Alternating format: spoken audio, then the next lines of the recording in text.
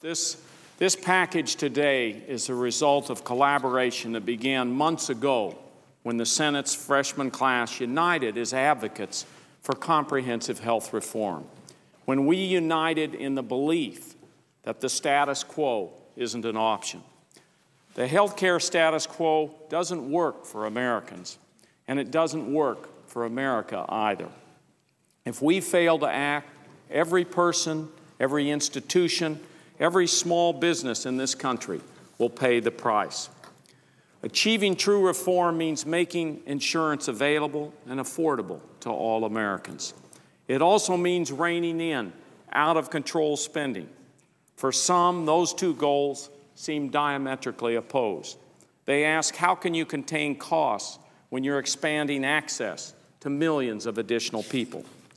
One of our country's great economic thinkers, Paul Krugman, recently challenged this hypothesis. First, he said the majority of Americans uninsured are young and healthy. Covering them wouldn't increase costs very much. Second, he noted that this reform links coverage expansion to serious cost control measures. These goals are two sides of the same coin. Without one, we can't have the other. As Mr. Krugman said, the path to cost control runs through universality, and we can only tackle out-of-control costs as part of a deal that also provides Americans with the security of guaranteed health care.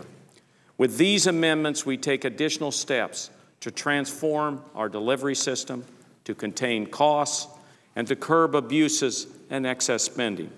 With these amendments, we encourage a faster transition to a 21st century system that is more efficient, costs less, and holds providers and insurers accountable.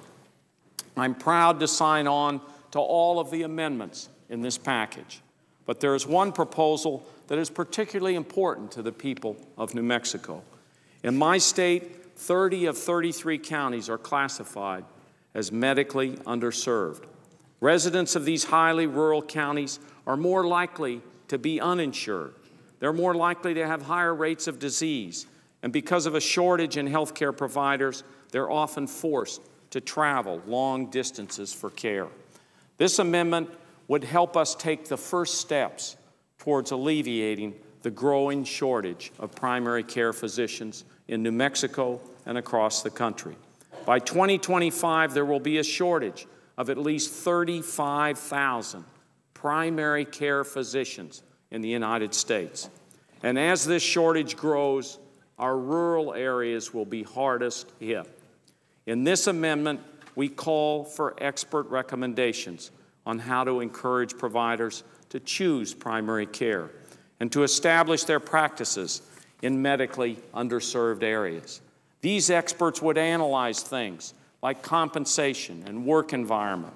They would recommend ways to increase interest in primary care as a career. Madam President, we are closer than ever to providing all Americans with access to quality, affordable health care. I'm proud to be a part of a group of freshmen who refuse to sit on the back bench and watch this reform develop from the sidelines. I'm proud to be part of a group that from the beginning refused to accept the status quo as an option. And I want to thank the staff of all these fine senators and thank personally my staff members, Fern Goodhart and Ben Nathanson, and I look forward to continuing the work with this outstanding group as we debate a bill that will improve our health care system for generations to come.